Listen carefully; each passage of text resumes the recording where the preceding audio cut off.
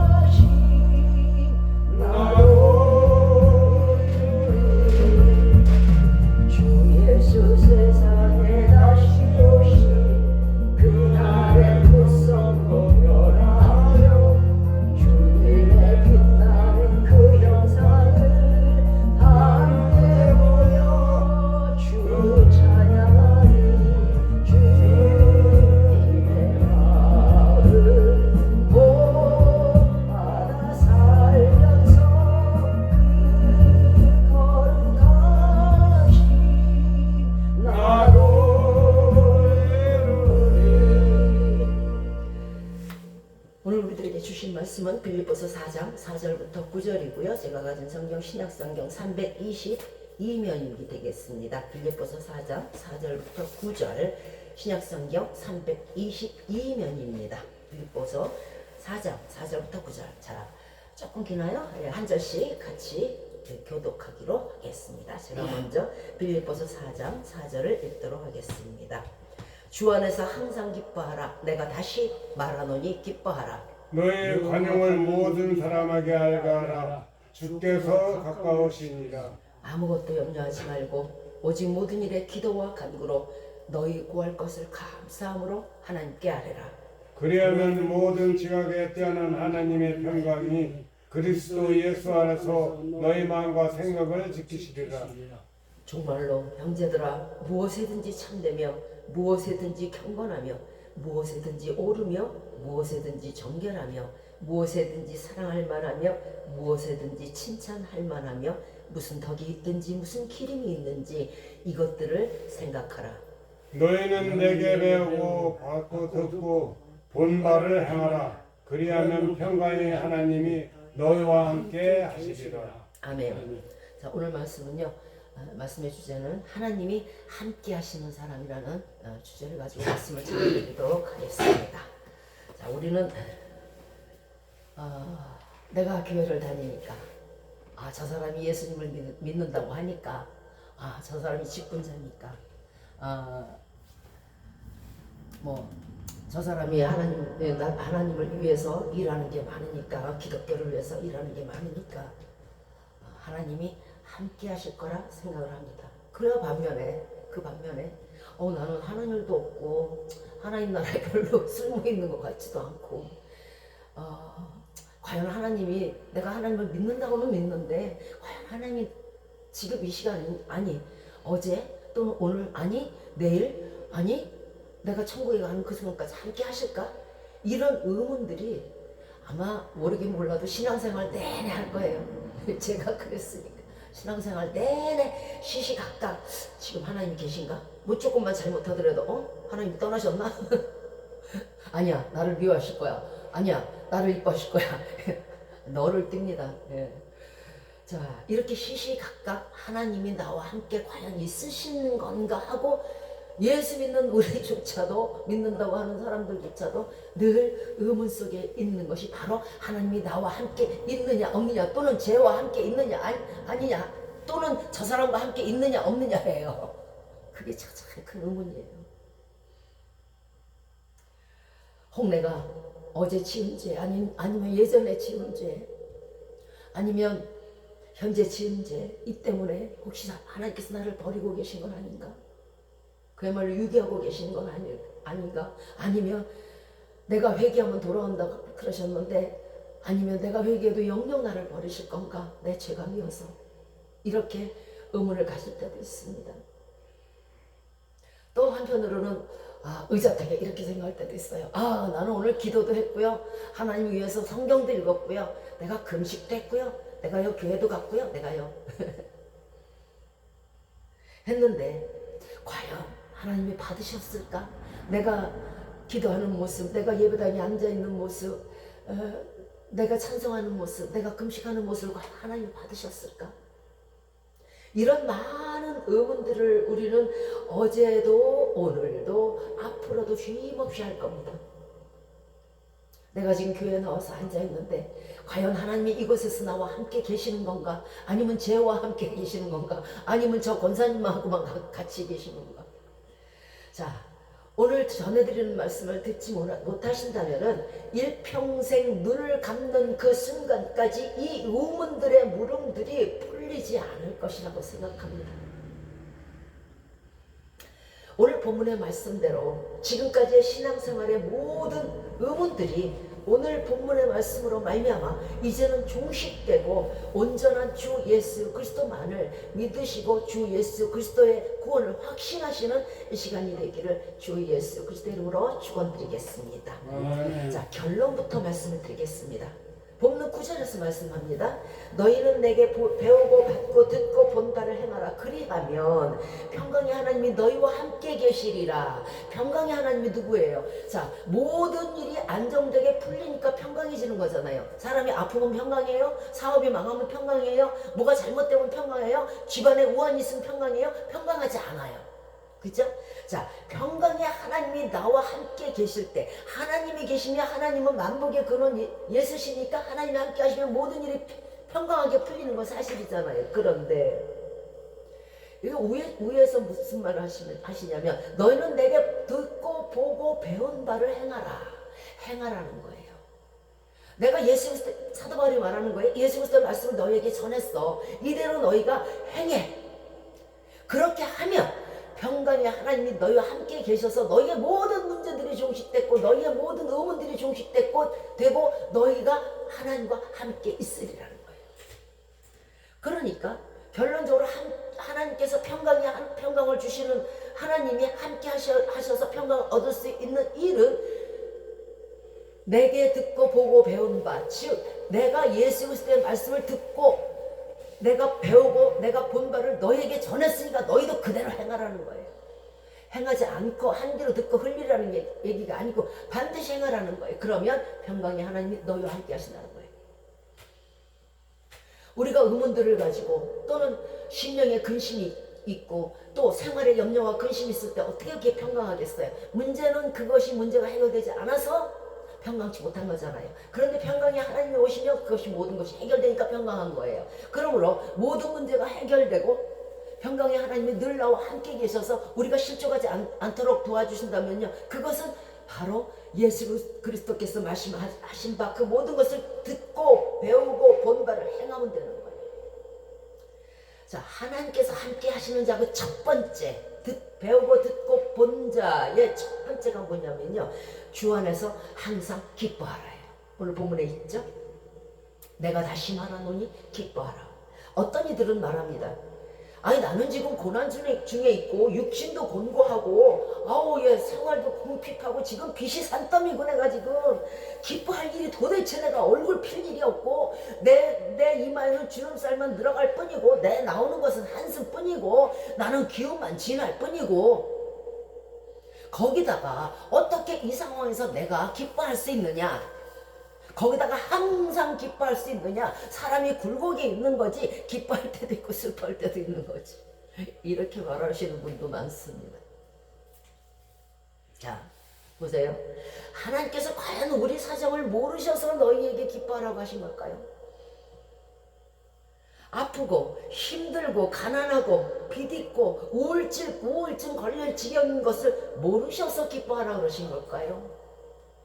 그러함에도 기뻐하라는 것이에요. 주 안에서 항상 기뻐하라, 다시 재차 거듭 다시 말하노니 기뻐하라 하신 말씀은 바로 지금 저와 여러분이 처한 어려운 상황을 아시기 때문에 하는 거란 말이에요. 모르시고 야 기뻐해, 나도 기쁘니까 너도 기뻐, 이게 아니고 우리 처한 상황을 너무도 잘 아시니까 기뻐하라는 거예요. 무슨 말이냐면 주 안에서 항상 기뻐하라는 말을 주목해 주시기 바래요. 우리 스스로, 우리 자신이 주 밖에서 염려하고 예수 그리스도를 믿지 않고 근심하는 것은요, 염려에 염려를 낳을 뿐이에요. 왜 그러냐면 마귀는요, 감기를 가져오잖아요. 이걸 가지고 걱정 근심을 합니다. 우와, 나 이제 큰일 났다. 야. 기침 나네, 열 나네, 목 아프네. 이렇게 근심하면요, 재밌어해요. 재밌어서 그 다음에는 뭘 가져오냐면 친구 마귀를 또 데려와요. 내가 조금 감기로 놀래줬더니 팔딱팔딱 뛴다. 야, 아주 철판 위에 아주 생선이다. 야, 펄딱펄딱 뛰네. 야, 거기 재밌으니까 우리 가서 놀려주러 가자. 이게 마귀야. 자, 물귀신처럼 또 한 마리 데리고 와요. 처음에는 감기로 시작했는데 이제 폐렴이네. 둘이서 실컷 데리고 놉니다. 근심을 시키고 염려를 시키고 어떡하나 나 이제 어떡하나 사람을 의지할까 병원을 의지할까 뭐를 의지할까 머릿속에서 온통 난리가 나요. 또 이 마귀들은요 또 데려옵니다. 그러면 그 사람이 처음 형편보다요 나중 형편이 굉장히 힘든 거예요. 이제 고칠 여가도 없어요. 그래서 주 밖에서 하는 우리의 근심과 염려는요, 염려에 염려를 낳을 뿐이고 근심에 근심을 낳을 뿐인 거예요. 마귀를 끌어들이는 그런 기화가 돼버려요. 마태복음 5장 36절에서 네 머리로 맹세하지 말아라. 이는 네가 한 털없도 네 머리를 휘거나 검게 할 수가 없다. 그렇잖아요. 인간이 무엇을 할 수 있어요? 염색이요? 날 지나면 없어져. 자, 누가복음 12장 25절에서 말씀하십니다. 너희 중에 누가 염려함으로 그 키를 한 자나 더 할 수 있느냐? 한 자는커녕 한 뼘은커녕 1cm도 못 켜요. 그러니까 인간이 하는 염려는 뭐예요? 다 귀신에게 쓰잘데기 있게 하는 거예요.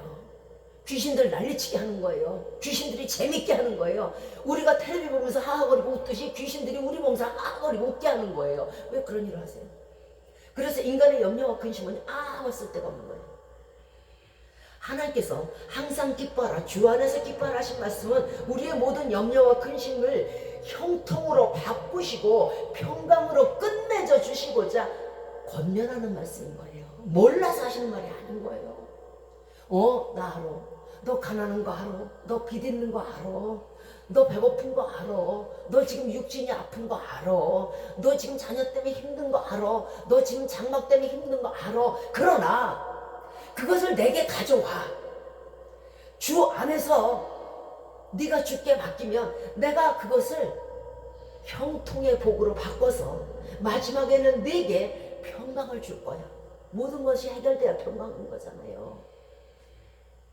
그래서 네가 힘들고 어렵더라도 그것을 가지고 오고 그것을 하나님께 맡기고 너는 내가 이루어줄 걸, 하나님이 이루어줄 것을 믿고 그저 기뻐하고 감사해.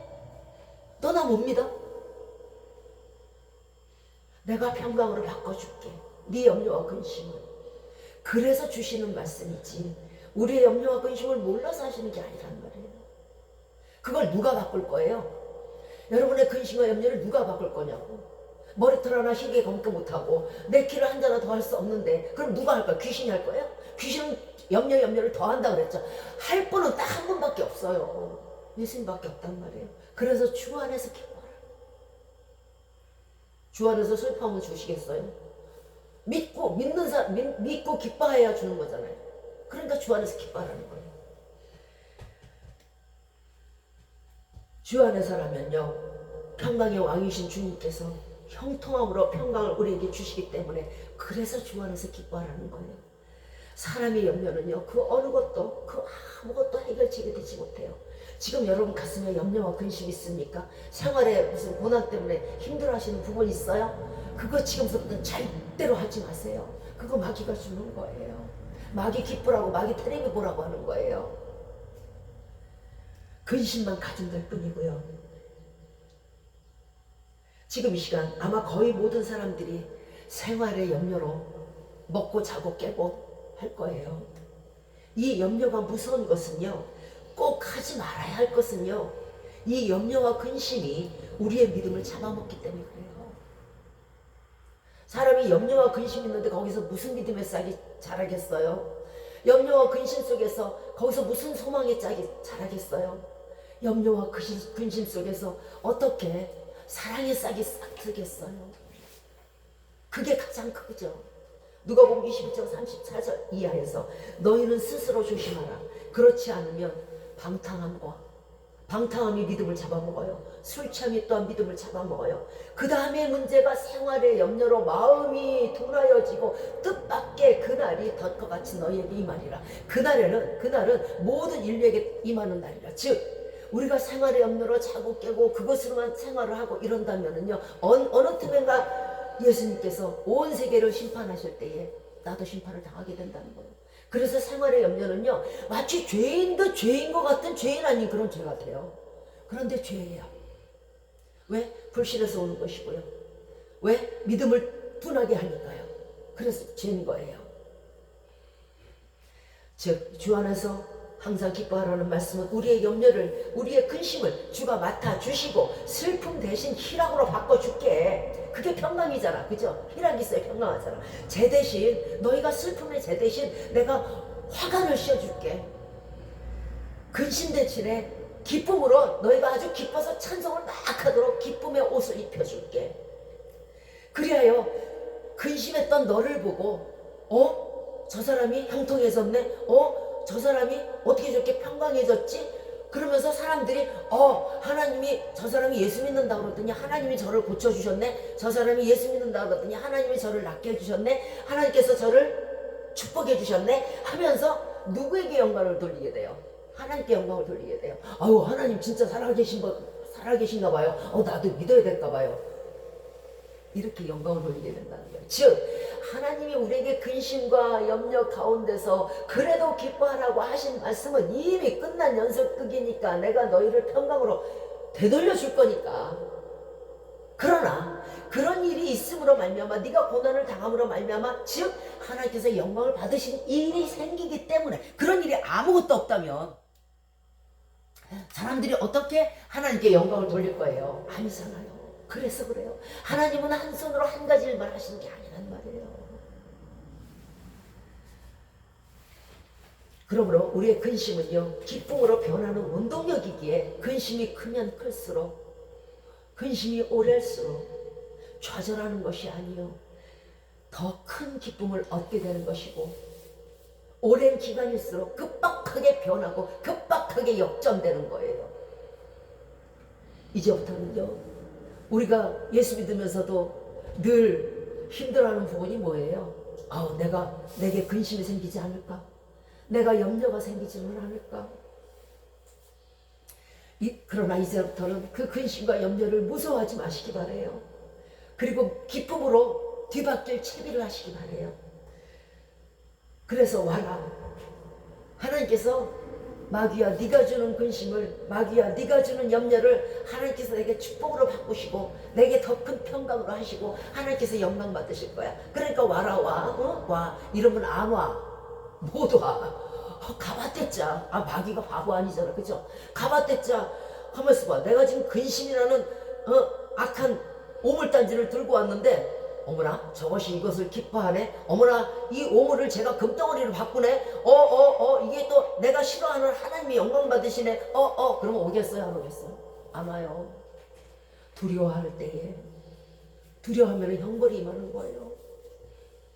내가 예수 믿는데 내게 근심이 오고 염려가 오면 어떡하나? 하나님이 과연 고쳐주실까? 하나님이 과연 해결해 주실까? 이런 두려움 때문에 그런 거잖아요.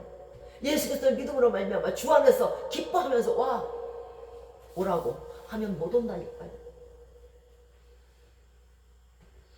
이것은요 고통과 근심과 염려를 맞을 채비를 하는 거예요. 하나님은 이미 이 모든 결말을 아시니까 기뻐하라는 거예요. 이게 무슨 뜻이냐면요, 오늘 본문 7절에서 모든 지각에 뛰어난 하나님의 평강이 그리스도 예수 안에서 너희 마음과 생각을 지키신다. 이제 지각이라는 건요 알지자에 깨달을 각이에요. 즉 하나님은요 모든 것을 알고 깨닫고 계셔서 평강으로 주 안에서 우리 마음과 생각과 염려와 근심을 맡기면 또한 평강의 길로 지켜주시고 축복을 해주실 거니까, 그것이 하나님의 지각이니까 이미 알고 깨달으셨으니까 염려하지 말고 기뻐하라는 거예요. 이것이 지각이 있으신 하나님이 하시는 말씀이에요. 지각이 없는 사람들은요 끄트머리를 모르잖아요. 깨닫지도 못했고 알지도 못해요. 무식하고 무지해요. 그러니까 그저 염려하고 그저 근심하는 거예요. 기쁨이 어딨어. 그러나 하나님이 이미 모든 걸 다 알고 계시잖아요. 얼마든지 그것을 바꿔주실 수 있잖아요. 그러니까 기뻐하라는 거예요. 그래서 또한 예수님 우리에게 오늘 자신있게 말씀하십니다. 마태복음 11장 28절에서 수고하고 무거운 짐진 자들아 다 내게로 오라. 내가 너희를 쉬게 하리라. 세상 염려 근심에 짓눌린 자들아, 그 무거운 짐에 눌려있는 자들아, 걱정하지 말고 내게로 와라. 내가 너희를 반드시 쉬게 하리라. 즉 왜냐하면 나는 그만큼 힘이 있고 능력이 있느니라 하는 그 말씀이에요. 우리가 할 일이 뭘까요? 이 상황에서 베드로전서 5장 7절 말씀처럼 너희 염려를 다 주께 맡겨버려라. 이는 저가 너희를 권고하시고 돌보고 계십니다. 우리를 유기하지 않고 하나님이 어디 안 계시고 우리와 함께 하신다는 거예요. 그것이 임마누엘의 하나님이에요. 어떤 무거운 짐도, 어떤 도대체 해결할 수 없는 짐도, 엠파이어 빌딩이 여러분 위에 덮쳤다 해도, 하늘이 무너졌다 해도 하나님께서는 여러분을 보내세요. 그러니까 어떤 어려운 짐도, 어떤 어려운 낙심도 염려도 주께 맡기고 이루어 주심을 믿고 기뻐할 때에 그 바라는 자의 소망을 결코 좌절시키지 아니하고 그 낯이 부끄럽지 않게 해주시고 반드시 그것을 응답해 주신다는 거예요. 그런데도 앞으로 슬퍼하시겠어요? 하나님 계신지 안 계신지 헷갈리시겠어요? 우리는 세상에서의 기쁨을 또한 추구할 때가 많아요. 아마 이 기쁨을 얻으려고 예수 믿는 사람도 있을 거예요. 하나님의 귀한 영광을 썩어질 세상의 영광과 바꾸는 사람들도 많아요. 세상의 주석잡기에 취하고 세상의 금전의 기쁨, 돈의 기쁨, 권세의 기쁨, 문학과 예술의 기쁨, 무슨 음악의 기쁨, 손 털고 다 두고 갈 순간순간들의 기쁨을 마치 세상에서 전부인 것처럼 그렇게 생각하는 사람들이 많아요. 이걸 뭐라 그러냐면요, 세상의 기쁨을 추구하는 사람들을요 저차원적이라고 해요. 저차원. 고차원적이 아니고 저차원적이라고 그래요. 보세요. 봉황새라는 새가 있어요. 이 봉황새는요 오동나무에 깃들이고 딱 앉아있대요. 오동나무가 귀한 거잖아요. 그죠? 딱 깃들고 앉아가지고 무엇을 먹냐면 죽순을 똑똑 쪼고 있대요. 그 귀한 죽순을 똑똑. 그런데요 올빼미가 있어요. 똑같은 새인데요 똑같아요. 똑같은 새예요. 올빼미는요, 밤새 눈을 크게 뜨고 숲을 쏘아보고 있다가 쥐새끼가 딱 지나가면 확 채서 잡아요. 올빼미는요, 봉황이 죽순을 쪼고 있는 사이에 그 죽은 쥐새끼를 움켜쥐고 세상에 다인 것처럼 기쁘고 즐거워서 말을 못해요. 이게 고차원과 저차원의 차이예요. 썩은 쥐를 들고 어차피 다 버리고 갈 쥐를 들고 기뻐하는 사람, 이걸 저차원적이라고 그래요. 세상에 있는 기쁨을 마치 세상 전부의 기쁨인 것이냐, 자기의 축복인 것이냐, 하늘의 축복인 것이냐 착각하는 거, 이게 올빼미에 죽은 쥐를 붙드는 거나 똑같아요. 우리는요, 더 크고 더 큰 기쁨으로 항상 기뻐해야 될 거예요. 세상을 봐서는 기뻐할 수가 없어요. 우리 생활을 봐서는 기뻐할 수가 없어요. 그러나 우리에게 가진 오동나무의 빛들이 봉황이 된다 그러면 우리는 기뻐할 수 있을 거예요. 사도 바울의 기쁨이 무엇일까요? 그가 옥중에 갇혀서 기뻐하니까 사람들이 저 미쳤다 그러죠. 우리도 고난 중에 기뻐하면 사람들이 미쳤다 그럴 거예요. 그런데 사도 바울이 기뻐했던 이유는요, 비록 옥에 갇혔지만 하나님이 그곳에 예수 그리스도께서 자기와 함께 하시다는 것으로 기뻐했던 거예요. 그래서 견딜 수 있었고요, 옥에 앉아서도 매를 맞아서도 기쁠 수 있었던 거예요. 하나님이 함께 하시지 않고요, 예수 그리스도가 함께 하지 않으면요, 기쁨이 없어요. 자, 예수님의 기쁨은 또 뭘까요? 우리는 예수님을 생각할 때에 세상 천지에 허구한 날 배고프시고, 허구한 날 굶주시고, 허구한 날 춥고, 허구한 날 그 마지막에는 물과 피를 다 흘리시고, 피를 뚝뚝 흘리시고 마지막에 돌아가셨네. 세상에 예수 그리스도는 기쁜 일이 하나도 없을 거라고 생각할 때가 많아요. 예수님의 기쁨이 뭔지 아세요? 지금 이 시간에도 예수님은 무지무지하게 기뻐하고 계세요. 무엇으로 기뻐할까요? 그 첫 번째는요, 산속을 헤매고 계세요. 손은 가시에 찔려 터지고 발은 돌풀에 쳐서 피가 줄줄 나요. 그런데 그 중에서 하나님께서는 기쁨을 얻으세요. 무엇이냐면 잃어버린 양을 찾았어요. 100마리의 양 중에 잃어버렸던 한 마리의 양을 찾았을 때에 예수님은 그 십자가의 그 모든 고통을 다 잊으세요. 여인이 그 배가 아파서 애를 낳다가도 애를 낳은 순간 그 모든 아픔을 잊듯이, 또 한 가지 예수 그리스도의 기쁨이 뭔지 아세요? 그렇게 많은 사람들이 예수 그리스도 믿지 않고 예수님을 등 돌리고 예수님을 욕하고 예수님을 적대시하고 예수님을 경멸하고 예수님을 모멸하고 예수님을 만월히 여길 때에, 그래도 그 가운데 지금 예수님의 기쁨이 뭔지 아세요? 아, 조금 있으면 내가 신랑이 되어서 내 신부들을 맡겠지. 그때 김 누구누구도 있을 거고 이 누구누구도 있을 거고, 아, 내가 그 딸들, 내가 그 아들들을 내 신부로 맞아야지. 내가 그 기쁨을 위해서 오늘도 내가 열심히 산속을 헤매면서 잃은 양을 찾아야겠다. 이것이 예수 그리스도의 기쁨이에요. 차원이 다르지 않아요? 세상 것으로, 세상 주색 잡기로 기뻐하는 자들과 돈으로 기뻐하는 자들과 권세를 기뻐하는 자들과 차원이 다르지 않아요?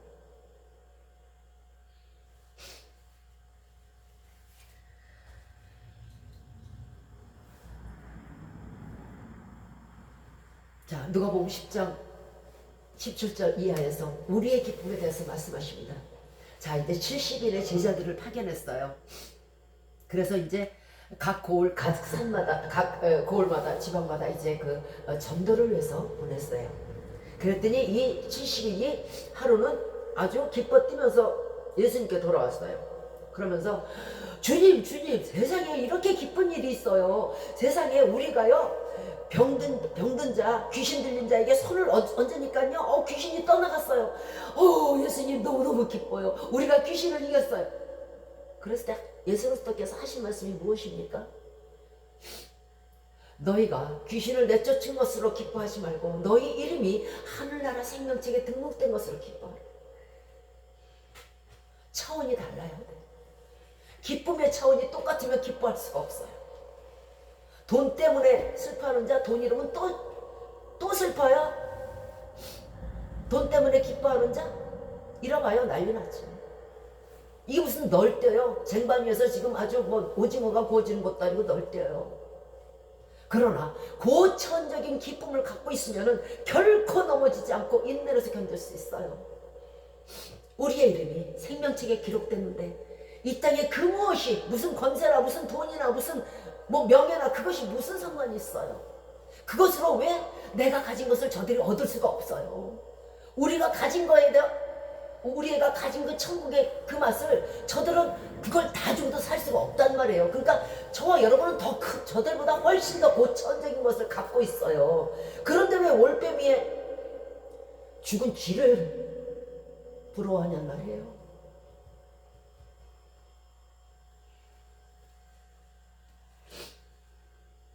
보이는 소망은요, 소망이 아닌 거예요.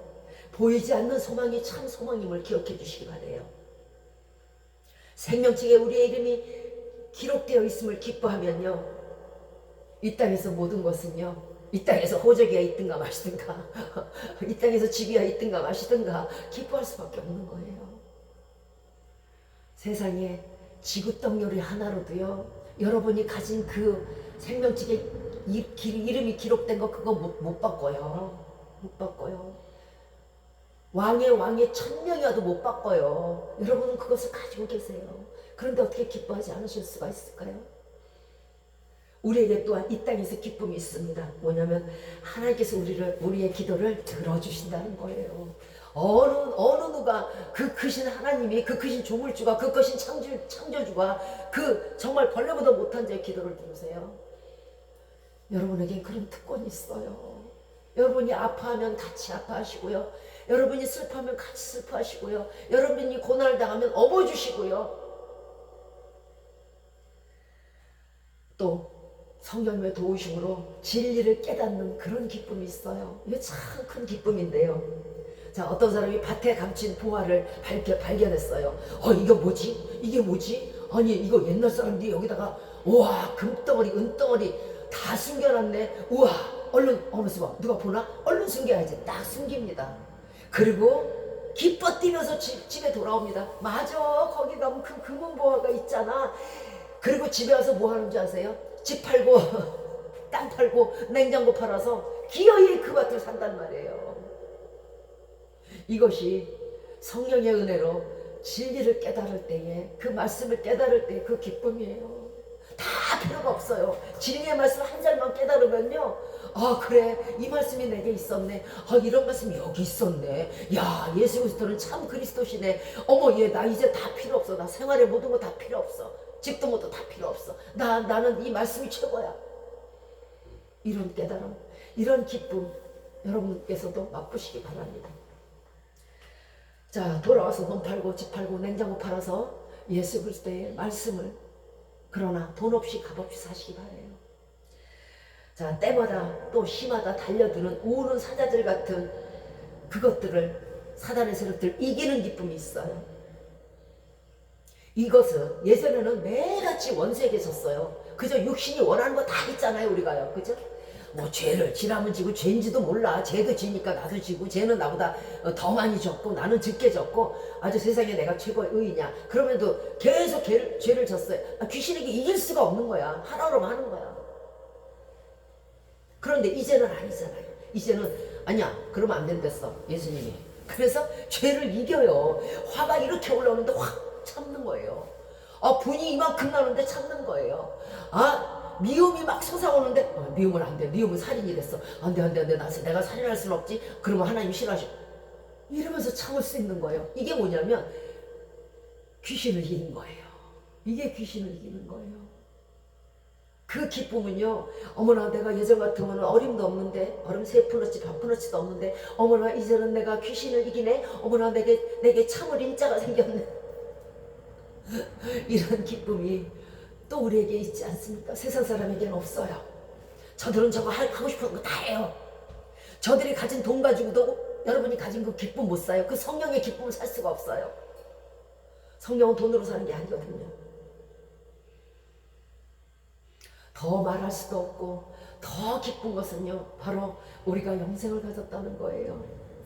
이러니 우리에게 그 어떤 어려움이 오든 그 어떤 고난이 오든 그 어떤 염려와 근심이 오든 도대체 저 사람들이 우리에게 살 수가 없는데 아무리 높은 사람도 살 수가 없는데 그럼 어깨 땅땅 피우고 당당하게 살아야죠. 왜 똑같이 죽은 지 때문에 근심하고 걱정하는 거예요?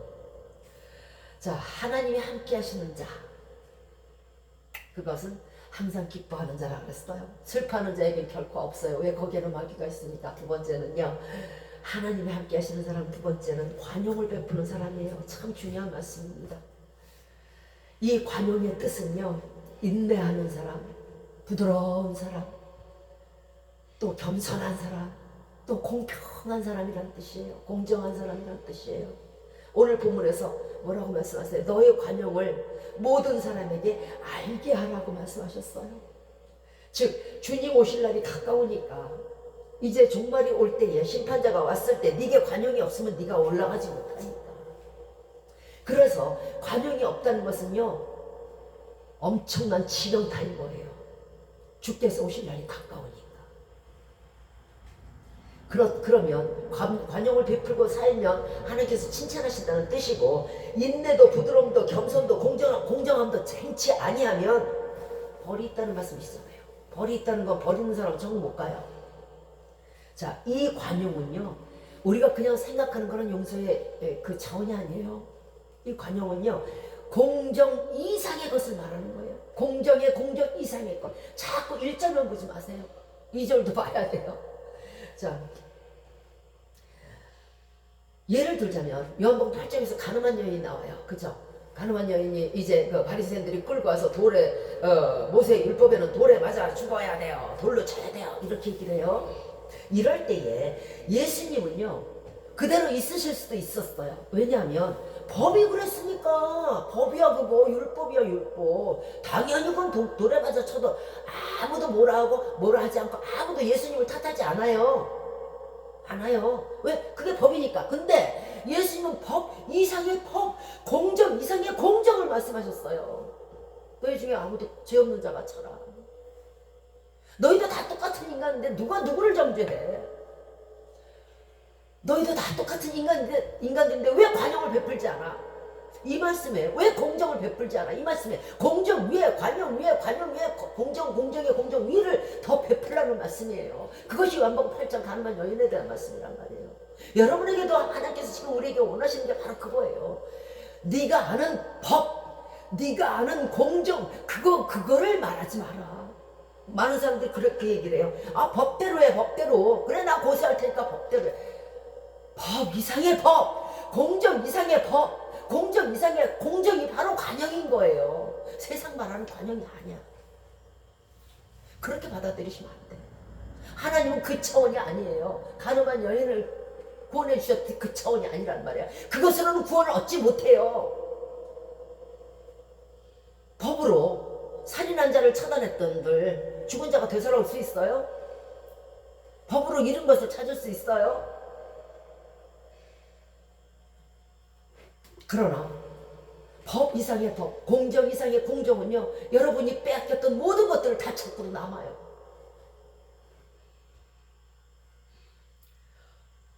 우리 누구 한 사람도 의인은 없기에 모두 죽었어야 해요. 뭐 한 명도 살아날 수가 없어요. 성경에 나오는 인물도 마찬가지예요. 그러나 하나님은 예수님을 주심으로 공정 위에 공정, 법 위에 법으로 말미암아 우리를 구원하신 거잖아요. 법대로 하면 한 명도 못 살아나요. 도둑질한 자, 가늠한 자, 뭐 쫙 나오잖아요, 그죠?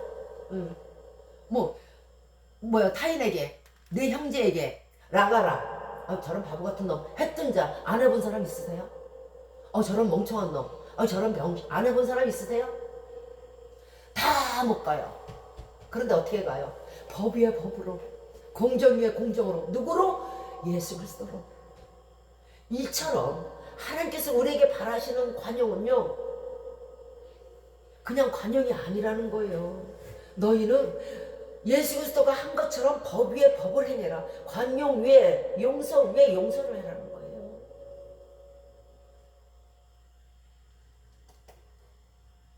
법 이상의 법이 관용이에요.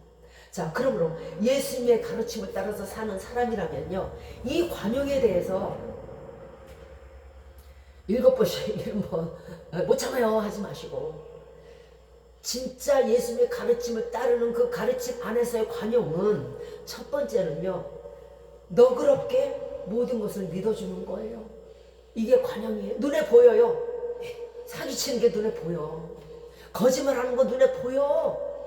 악한 거 눈에 보여. 나를 해코지 하려는 거 눈에 보여. 그러나 너그럽게 믿어주는 거예요. 법 위에 법을 적용하는 거예요. 공정 이상의 공정을 적용한다는 말이에요.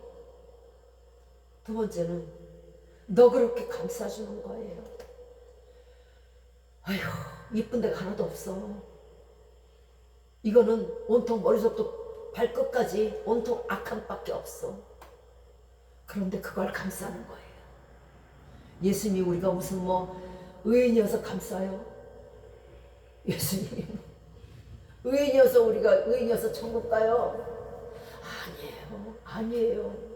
법 이상의 법을 적용하기 때문에 가능하고요. 세상의 관용 이상의 관용을 적용하시기 때문에 그게 가능하단 말이에요. 그럼 우리도 저건 아니야. 저거는 아예 상종도 말아야지가 아니에요. 아니에요. 법 이상의 법을 적용하셔서 너그럽게 아주 감싸주세요. 더 이뻐하세요. 미운 자식. 세 번째가요, 너그럽게 용서하는 거예요. 이게 공정 이상의 공정이에요. 도저히 용서할 수 없어요. 법대로 하면은 이거 한 콩만 먹여야 돼. 그렇죠? 콩만 먹여야지. 그런데요, 법 이상의 법을 적용하시기 바래요. 하나님께서 법대로 했다면 우리 모두 한 명도 못 살아남았어요. 벌써 갔어요. 너그럽게 용서하시기 바래요. 그리고 악한 것을 생각지 마시기 바래요. 이것이 그리스도인의 관용이며, 이것이 그리스도께서 가르치신 것이며, 이것이 우리가 행해야 될 바며, 이런 사람과 하나님은 함께 하신다는 거예요. 어떻게 자기 말을 행하지 않는 자와 함께 할 수 있어요? 야, 저기 가서 밖에 나와서 휴지 주사 했는데 산에 올라가서 놀고 있는 사람과 함께 할 수는 없잖아요. 의심하고 정죄하고 판단하고 남의 허물을 들춰서 까내고 소문내고, 이런 사람과 여러분과 저 같으면 같이 있으시겠습니까? 아유, 무섭잖아요. 뒤돌아서서 또 무슨 말 할지. 오늘 본문은요, 너희 모든 관용을 숨기지 말고 모든 사람에게 직접적으로 베풀라는 거예요. 다른 사람이 볼 수 있도록, 저 사람이 저 사람을 용서하네, 도저히 안 될 것 같은데 용서하네, 이걸 볼 수 있도록 하시라는 거예요. 이것이 마지막에 가까울수록 여러분이 해야 될 일이에요. 관용 가운데 가장 큰 것이 뭐냐면요, 사람이요, 옷으로 사람을 나타내는 것도 아니고 자동차로 나타내는 것도 아니고 집으로 나타내는 것도 아니에요. 사람이 사람을 알려면요, 딱 한마디면 돼요. 바로 말 한마디면 돼요. 더 이상 필요가 없어요. 혹시 잘 못 들었으면 2마디면 돼요. 나오는 억양, 나오는 말투에서의 그 사람의 전부와, 죄송하지만 선조까지 나와, 죄송하지만 미래까지 나와. 말 한마디가 그렇게 무서운 거예요. 이 사람이 이렇게 배웠구나. 이 사람을 이 부모가 이렇게 가르쳤구나. 또 이 사람이 또 자녀들을 그렇게 가르치겠지. 틀림없어요. 틀림없어요. 그래서 이 혀는요, 우리가 우리의 관용을 나타내 보일 수 있는 가장 첩경이에요. 잠언 15장 4절 말씀에서 올량한 혀는 생명나무라도 패려한 혀, 비꼬인 거 있죠? 아주 딱딱 비꼬고 자기만 잘났고 아주 남을 아주 폄하고 이런 사람들요, 그런 혀, 갑질이라 하는 그런 혀, 그런 패려한 혀는요, 마음을 상하게 한다 그랬어요. 그런데 보세요, 올량하다는 건 따뜻하고 온순한 말을 뜻해요. 자, 장수하려고 하지 마시고요, 올량한 혀를 가지고 따뜻한 마음을 가지고 아주 온순한 혀를 가지면요, 자연히 장수하게 돼요. 왜 그러냐면, 자, 올량한 혀는 생명나무라도 패려한 혀, 비꼬인 혀는요 뭐라고요? 마음을 상하게 한다 그랬죠. 사람이 말을 할 때는요 그냥 아무 의식 없이 나오는 게 아니잖아요. 내가 생각을 해서 그 말이 나오는 거잖아요. 그죠? 내가 악한 말을 한다 그러면 내 머릿속에서 먼저 생각해요. 그러면 내 머리가 한번 상하는 거예요. 그 다음에 또 입으로 말을 해요. 그 다음에 뭐가 상해? 내 혀가 한번 상하는 거예요. 2번 죽어요. 악한 말을 하는 당신은, 패려한 말을 하는 당신은, 갑질의 말을 하는 당신은 당신 자신이 2번 죽어요. 장수하지 못하는 거예요. 그래서 듣는 사람은 한 번이면 돼. 그리고 예수님께 가서 예수님 저 사람 용서해 주세요 한마디면 돼. 전혀 마음에 상처가 없어요. 오래 살고 싶으세요? 올량한 혀를 가지시기 바래요. 그것이 양약을 먹는 것보다 영양제 먹는 것보다 오래 살 거예요. 자, 잠언 16장 24절에서 선한 말은 꿀송이 같아도 꿀송이 같이 달고 뼈에 양약이 된다고 분명히 말씀하셨어요. 마음이 즐거우니까 꿀송이 같이 달고 그 다음에 뼈가 강하면요 오래 사는 거예요. 그렇잖아요. 뼈가 약한데 어떻게 살아? 중심인데. 자, 그래서 선한 말은 꿀송이처럼 여러분의 마음을 즐겁게 하고요. 사람이 화병으로 죽는 게 얼마나 많은지 아세요? 전쟁으로 죽는 것보다 더 많아요. 뼈가 강하면요 오래 사는 거예요. 그렇게 되면 병도 없겠죠. 그러니까 오래 사는 거잖아요. 그래서 누구를 위해서가 아니에요. 우리가 뭐 올량한 혀를 가지든 온순한 혀를 가지든 무슨 예쁜 말을 하든 선한 말을 하든 하나님과 무슨 상관이 있어요. 무슨 상관이 있어요. 니네를 위해서, 너희를 위해서. 나는 너희가 이 땅에서 오래 살고 즐겁고 행복하기를 원하시기 때문에 그래서 올량한 혀를 가지시라는 거예요. 이 올량한 혀는요 내가 관용을 나타내는 것의 첩경이에요. 좋은 혀는요 언어의 관용으로 부드러움을 나타낼 수 있어요. 행위의 관용은요 화목하고 성실하고 모든 면에서 충실할 것을 말하는 것이 행위의 관용이에요. 그 다음에 마음의 관용이 있어요. 마음의 관용은요 마음이 온유한 자는 복이 있나니 저가 땅을 유업으로 얻을 것이니라. 땅 살 생각, 땅 투기 할 생각 하지 마시고 온유한 혀를 가지세요. 그러면 땅을 유업으로 그저 주세요. 마태복음 5장 5절에서 시편 37편 11절에도 오직 온유한 자는 땅을 차지하며 풍부한 화평으로 즐긴다고 하였어요. 그러면 온유한 혀는요 땅을 차지하는 거예요. 그러나 저 사람은 아꼈는데 땅이 수천만 평이 있는데요 다 두고 가요. 다 두고 가요. 그것이 자손까지 연결되지가 않아요. 왜냐하면요 독수리 날개짓이 올라가지 없어지기 때문에 그래요. 악한 자의 땅을 하나님께서 뺐어요. 자, 하나님이 함께 하시는 자 세 번째는요 기도하는 사람이에요. 기도란 절대자에 대한 복종을 나타내는 거예요. 우리는 이 기도를 잘못 생각해요. 내 소원을 들어주는 말로 생각해요. 아니에요. 기도를 하는 그 순간 여러분은 절대자 앞에서 그래요 나는 이걸 못합니다. 그러니 하나님은 하실 수 있습니다. 능력이 하나님이십니다. 이거를 절대적인 복종을 나타내는 거란 말이에요. 그러므로 절대적인 복종이 없을수록 기도 안 해요. 내가 잘날수록 기도 안 해요. 불신자 치고 기도하는 거 봤어요? 안 해요. 기도는 절대자에 대한 복종이고요. 간구란 것은 내가 특별한 일이 있을 때 그것을 응답을 바라면서 드리는 게 간구인 거예요. 그러나 기도를 드렸을 때 결과가 무엇이에요? 비록 우리가 간구를 드렸을 때도 때로는 응답을 못 받을 때도 많아요. 응답하신 기도도 감사하지만 응답 거절하신 것도 감사해요. 또 길가에 장미꽃도 있고요. 장미꽃 가시도 감사했어요. 내게 건강 주실 때도 있고요. 또는 허약하고 연약하고 정말 죽을 만큼 아플 때도 있어요. 햇빛도 감사했고요. 짙은 구름도 감사했어요. 부여도 있을 때가 있고요. 가난도 있을 때가 있어요.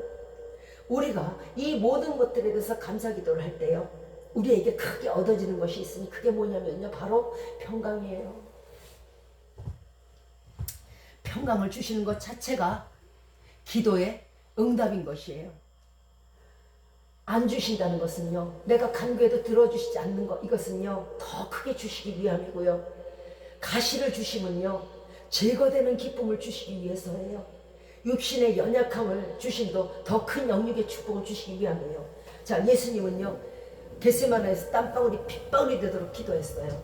아버지여 이 잔을 제발 내게서 옮겨주시옵소서. 그러나 내 뜻대로 마옵시고 아버지의 뜻대로 하옵소서. 이렇게 말씀하셨어요. 그랬을 때 천사들이요 예수님 옆에 와가지고요 하늘에서 내려왔어요. 예수님 옆에서 예수님께 힘을 더해드렸어요. 기도할 수 있는 걸.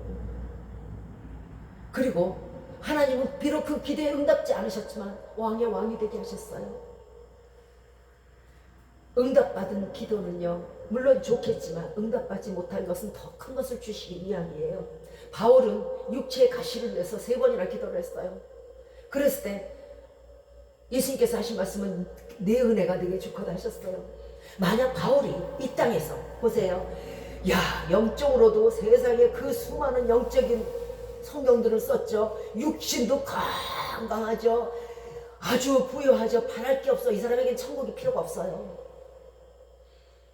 그러나 육체의 가시가 있고 연약함이 있을 때 지금쯤 바울은요 천국에서 그럴 거예요. 과연 천국이다. 더 큰 것을 주시기 위해서 천국의 기쁨을 주시기 위해서 육체의 가시를 제거하지 않으신 거예요. 본문 6절에서 다시 말씀드리지만 아무것도 염려하지 말라 그래요. 염려란 하나님께 대한 불신의 죄예요. 믿지 못해서 그래요. 마귀는 염려를 통해서 우리에게 들어와요. 그러므로 염려란 바로 마귀가 들어와 앉아있다는 뜻이에요. 염려를 주께 맡기고 기뻐할 때 염려는 없어지고 모든 사람에게 관용을 베풀 때에 내 육신의 건강과 내 영의 축복이 임하게 될 것이에요. 그 다음에 마지막으로 하나님 함께 하시는 사람은요 항상 주 안에서 기뻐하고 평강 가운데 있고 또 항상 주 안에서 무엇에든지 참되고 무엇에든지 정말 칭찬할 만하고 무엇에든지 정말 그 사람을 기릴 수 있고 그 사람의 덕을 생각할 수 있는 그런 사람. 아, 그 사람 정말 착했어. 예수 믿는다 그랬는데 정말 우리에게 본이 됐어. 참 많은 사람을 구제했어. 많은 사람을 위해서 기도했어. 내가 아플 때도 와서 기도해 줬지.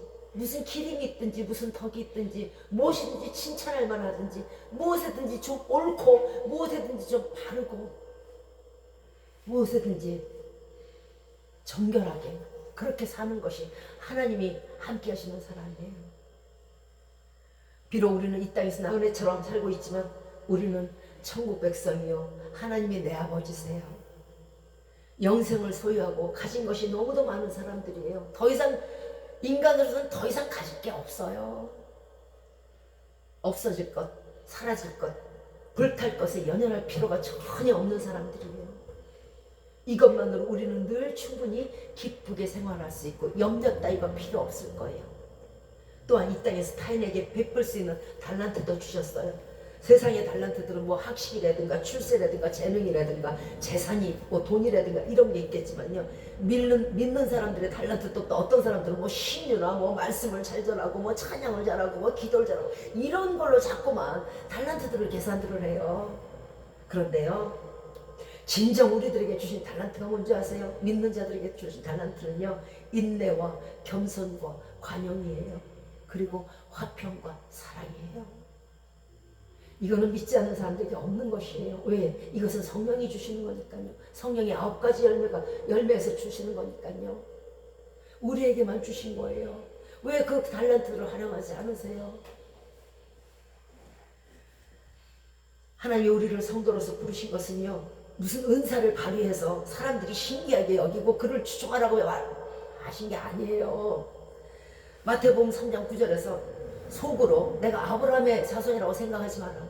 하나님이 능히 이 돌들로도 아브라함의 자손을 만들 수 있다. 여러분이 말씀을 잘 전하고 찬양을 잘하고 하나님의 일을 기가 막히게 하고 그거요. 얼마든지 하나님이 지나가는 돌들로도 길가의 돌들로도 아브라함의 자손이 되게 해요. 진정한 은사, 진정한 달란트, 진정한 하나님의 자녀는요. 모든 사람에게 관용을 베풀고 선하고 착한 거예요. 그리고 주 안에서 기뻐하는 자예요. 이게 진실한 달란트예요. 그리고 이 달란트는요. 결코 사라지지 않아요. 정말로 형제들아, 주께서 가까이 오셨을 때 칭찬받는 달란트가 될 거예요. 죽음은 없어질 달란트가 아니고요. 하나님이 우리를 성도로 삼아주신 이유가 뭔지 아세요? 그런 달란트를 베풀어서 베풀라고만 부르신 건 아니에요. 그거는 누구나 할 수 있어요. 하나님이 능력 주시는 자라서 우리가 무슨 일 할 수 있듯이 당신 아니어도 되고 내가 아니어도 돼요. 에베소서 4장 1절에서 그러므로 주 안에서 갇힌 자된 내가 너희를 권하노니 너희가 부르심을 입은 부르심에 합당하게 행하라. 그것이 뭐냐? 바로 겸손과 온유와 오래 참음으로 사랑 가운데 서로 행하라. 이것이 하나님이 우리를 부르신 이유예요. 왜? 이전에 마귀를 우리가 따를 때는 그게 없었으니까. 우리의 달란트는요, 사랑과 온유와 관용과 화평이에요. 이상하게 생각하지 마세요. 그것 때문에 부르신 거예요. 전에는 한 개도 없었으니까. 미움과 시기와 다툼이 온통 난리. 하나님이 우리가 무엇을 해야 기뻐하실까를 먼저 생각해 주시기 바래요. 진정 하나님이 기뻐하시는 일이라는 건요, 우리가 가진, 우리에게 주어진 그 달란트, 믿음과 소망과 사랑과 화평과 관용과 온유와 겸손의 달란트를 세상에 보이는 것이에요. 이것이 하나님 나라가 확장되는 데 도움이 되기 때문에 하나님께서 우리에게 주신 것이에요. 어머나 저 사람이 전에는 망나니처럼 굴더니 어머나 아주 질투의 화신이더니 어머나 저게 웬일이래 다 퍼주네. 어머나 저게 웬일이래 다 용서하네. 어머 하나님이 진짜 있기는 있나 보다. 야 나도 좀 착해져야겠다. 나도 예수 믿어야지. 하나님 나라가 넓어지는 거예요. 은사로서 넓어지는 게 아니란 말이에요. 우리에게 남들처럼 뛰어난 육적 달란트나 은사가 없더라도 우리가 할 수 있는 게 있잖아요. 뭐예요? 예수 그리스도께 보고 듣고 본 바를 행하는 거예요. 저들이 우리의 이 참된 모습을 보면 하나님께 영광 돌리고 저들도 죽게 올 거예요. 그러나 아무리 은사가 기가 막혀도 용서도 없고 관용도 없고 미움은 절절 나고 아주 티를 내고 욕심은 머리부터 발끝까지 그냥 탐욕 굴러다니는 탐욕 덩어리가 되면 하나도 하나님 나라에 도움이 되지 못해요.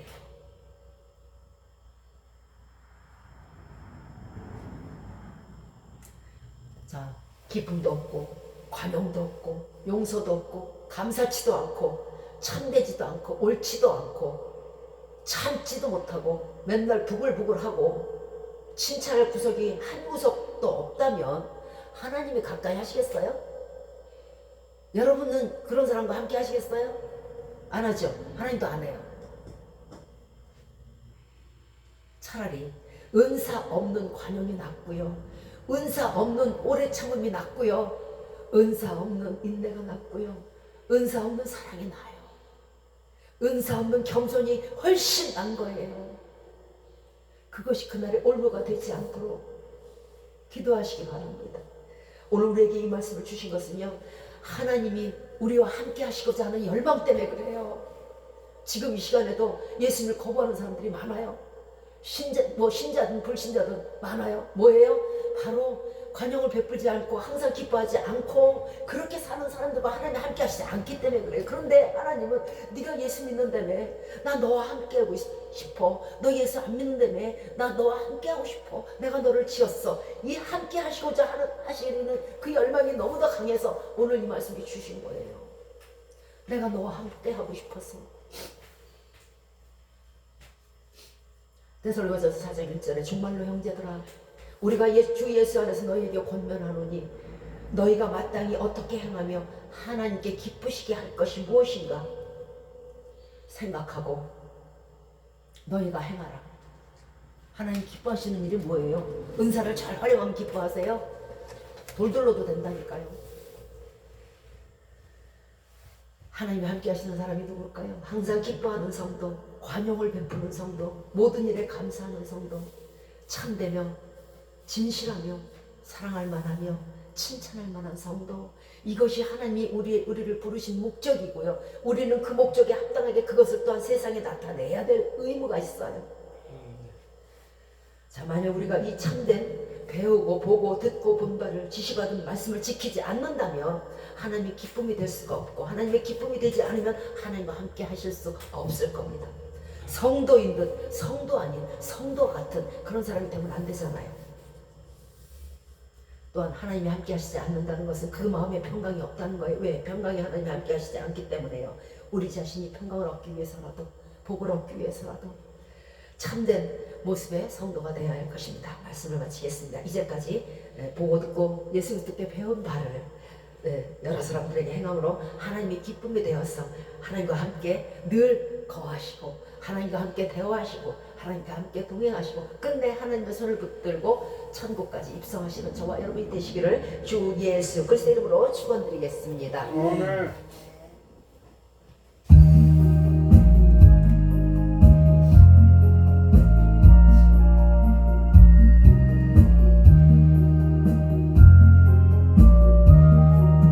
경솔히 주를 섬길 때 괴로운 일이 많으라 구주여 내게 주사 잘 감당하게 하소서.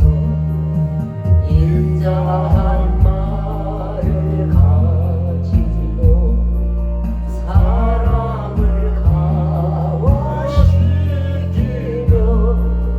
갈 길을 잃은 머리를 잘 인도하게 하소서. 구주의 귀한 인내를 깨달아 알게 하시고 굳건한 믿음 주셔서 늘 승리하게 하소서. 장래의 영광 비추사 소망이 되게 하시며 구주와 함께 살면서 참 평강 얻게 하소서. 아멘. 축도와 주의 이름으로 오늘 예배를 마치도록 하겠습니다. 이제로부터 우리 주 예수 그리스도의 은혜와 하나님의 사랑하심과 성령의 교통하심과 인도하심과 내주하심과 인도 보호하시는 역사가 하나님의 기쁨이 되어 하나님과 함께 거하기로 이 시간 마음에 결심하고 다짐하는 우리 머리 위에 이제부터 영원토록 함께 하시기를 주 예수 그리스도의 이름으로 축원드리옵나이다. 아멘. 하늘에 계신 우리 아버지여 이름이 거룩히 여김을 받으시오며 나라의 마음이시여 뜻이 하늘에서 이룬 것 같이 땅에서도 이루어지이다. 오늘날 우리에게 일용할 양식을 주옵시고 우리가 우리에게 죄 지은 자를 사하여 준 것 같이 우리의 죄를 사하여 주옵시고 우리를 시험에 들게 하지 마옵시고 다만 악에서 구하옵소서. 대개 나라와 권세와 영광이 아버지께 영원히 있사옵나이다. 아멘.